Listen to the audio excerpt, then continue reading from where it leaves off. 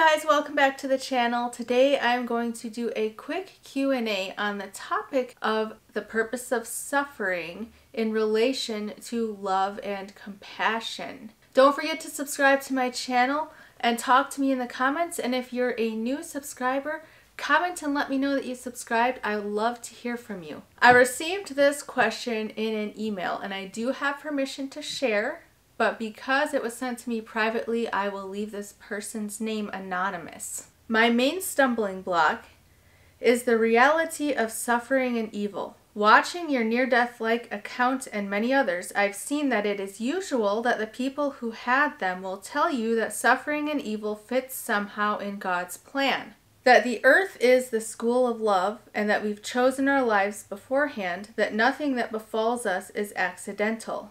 I cannot overcome the impression that if that is the case, any compassion for others or yourself would be superfluous. If all this suffering and evil is so much useful, then there is no place for compassion. And why bother? Everybody will be happy in the end anyway, and they will even be grateful. On the other hand, in your videos, you so beautifully speak of why Jesus came. And here's what I cannot understand. Why would Jesus ever want to save people here, awaken them, and want them to change their state of consciousness or turn earth into the kingdom of heaven if this life is such a useful experience and evil is not really evil? So this is really a two-part question. Number one, why bother showing compassion to the suffering if suffering has a purpose? And number two, why was it so important for Jesus to come and awaken our consciousness or advance our evolution to bring the kingdom of heaven to earth if this life is a useful experience as is? And before we dive into the answers, I want to give a disclaimer that this topic is interesting and fascinating to discuss from a theoretical perspective. But when we are talking about real people who are undergoing suffering, they don't need trite answers in the forms of theoretical arguments about the nature of evil and why God allows evil. What they need is love embodied and expressed, co-suffering love embodied and expressed. Now let's tackle the first question. If suffering has a purpose, then why bother alleviating suffering by showing compassion? Because the purpose of suffering is to know compassion. Because the purpose of suffering is to experience the opposite of love so that we can fully know what love is. So love or compassion, which is co-suffering love, is the point of this whole experience. Suffering that is allowed to just continue pointlessly has no purpose, and that's the exact reason why I am against the doctrine of eternal torment in hell. Because eternal torment in hell is exactly what it would look like if we were to let suffering go for the sake of experiencing suffering with no point, no purpose, and no alleviation. Suffering in and of itself is not enough. The suffering has a higher purpose, which is to point us towards love. And that is why the alleviation of suffering through love is so important. Said another way, the pain and suffering and evil provide a contrast to love so that we can have the experience of awakening into love. And compassion is the medium that allows that. Compassion is the bridge between suffering and awakening. Because compassion is when somebody sees the suffering of another person and feels it as if it was theirs and does whatever they can to either alleviate the suffering or to simply suffer with that person so that they are not alone, thus awakening them to the reality of the presence of love in their lives. Someone may ask, why do we need this experience of awakening into love, this experience of contrast so that we can know love? I've done another in-depth video on this topic, which I will link below. As the questioner hinted at in their question, the contrast or the suffering and evil is an illusion that we choose to undergo for that experience of awakening into love. To have that experience of, oh, that's what love is, that's what God is, that's who I really am. Evil and suffering itself is an illusion. And I'm not saying that it doesn't exist in this world, because it does, to the extent that we experience it. In the same way that darkness is real, so are evil and suffering real to us here. Yet, scientifically speaking, darkness does not exist in and of itself. It only exists as an absence of the light. And so, evil and suffering do not exist in and of themselves. They only exist as an absence of love. And I would even take it a step further and say that evil and suffering only exist as the illusion of love's absence, because truly love is all that exists. So to not experience love and only love, we have to intentionally blind ourselves to love's presence. Or as A Course in Miracles would say, we have to experience a split mind, where we see ourselves as separate from the source, separate from God, separate from love.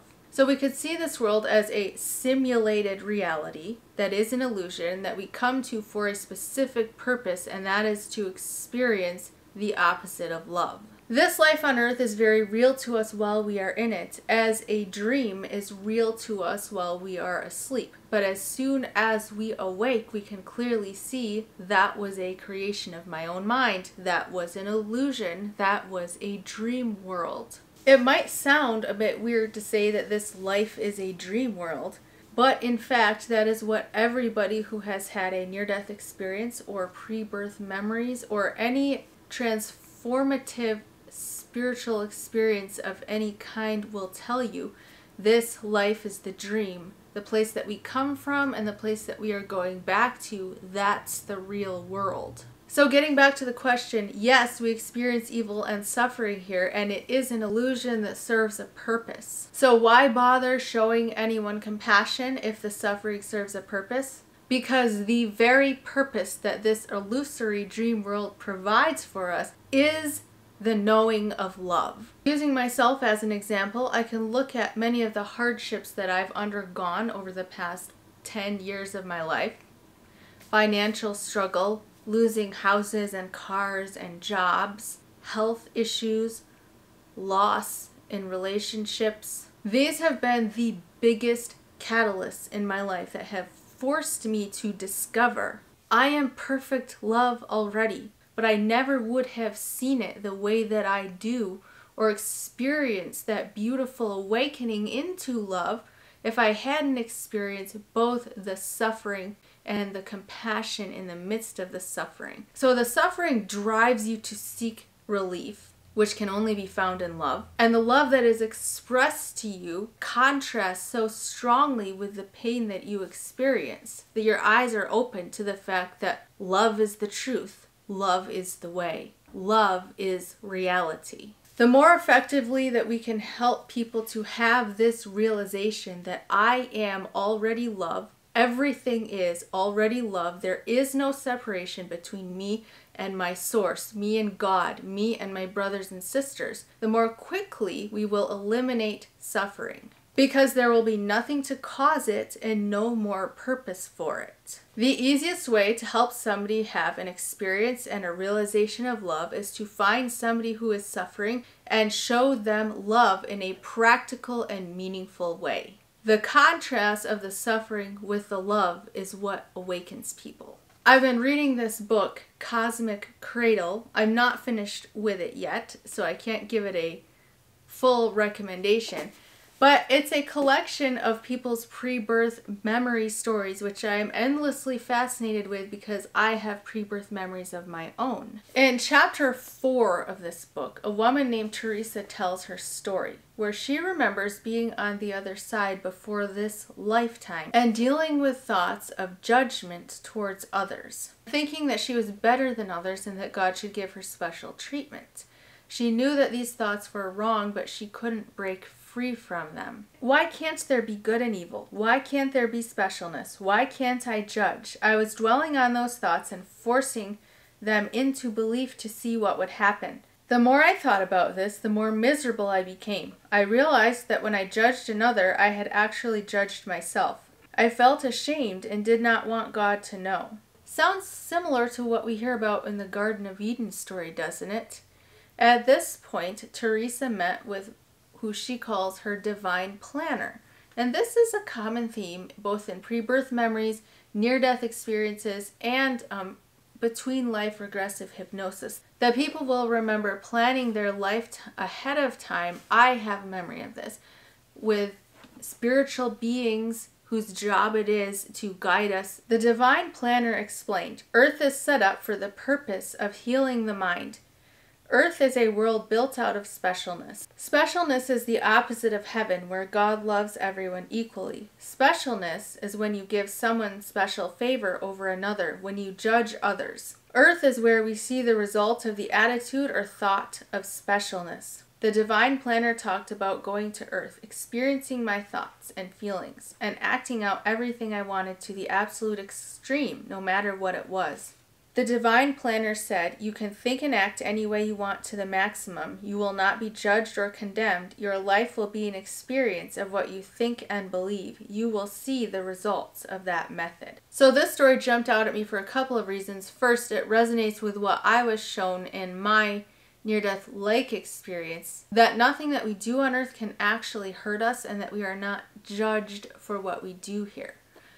This doesn't mean that we don't experience the consequences of our actions, because the purpose for coming here is so that we can act out and experience the consequences of our own way of thinking, of our own actions. But God is not judging you. He's not looking at you as less than because you did this. Also, Teresa's story uses similar language to A Course in Miracles. A Course in Miracles uses terminology like specialness to describe judging between your brothers and sisters. And it also talks about the need to heal the mind in order to awaken from the dream world of fear and separation. So Teresa was basically told that Earth is a place designed to do just that. To heal the separation in our minds, or the split in our minds that causes us to think that we are separate from any other part of creation, or to think that we are special or better than anyone else in any way. By allowing us to experiment with and create out of these thought systems, or these mental constructs that are based in separation, and experience the direct result of that way of thinking.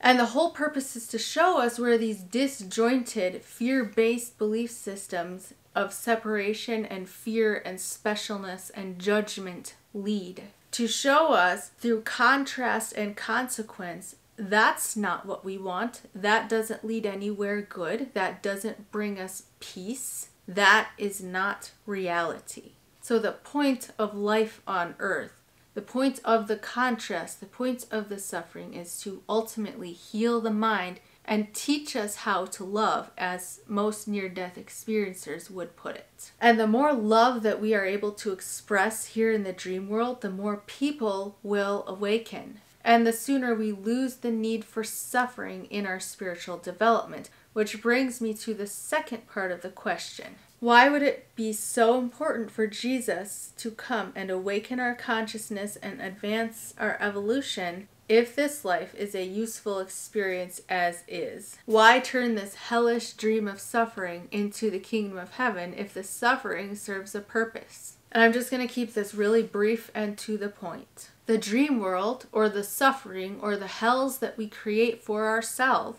it's only useful as long as it's necessary, and it's only necessary as long as there are people creating them, and thus needing to experience the consequences of their way of thinking. So clearly the ultimate goal would be to eliminate the need for suffering altogether by healing everybody's minds, or saving everybody. And that's what Jesus came to do, to save us, to awaken our consciousness, to help us grow and evolve, to move to the next level so that we can graduate this school of earth, so to speak. What was Jesus' main message? Repent, for the kingdom of heaven is here. Heaven is already here, and if you're not seeing it, you need to change the way that you think.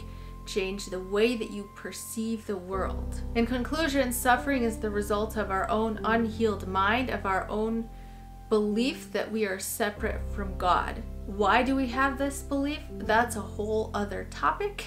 For now, it's enough to say that suffering is something that God allows for a higher purpose, as a teaching device for our ultimate healing. And that higher purpose is an awakening to love.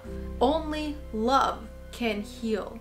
So only love can eliminate suffering and the need for suffering. So the most important thing for us to do is to love away the suffering of those around us as much as we are able to. In a world full of polarization and upheaval and strife, to help people become aware that we are the ones creating this, and that as soon as we stop creating it, suffering no longer serves a purpose, because the healing of our minds and the awakening of our hearts to love is the purpose.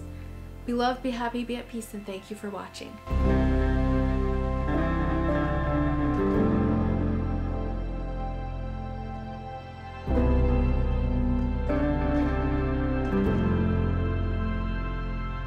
Thank you.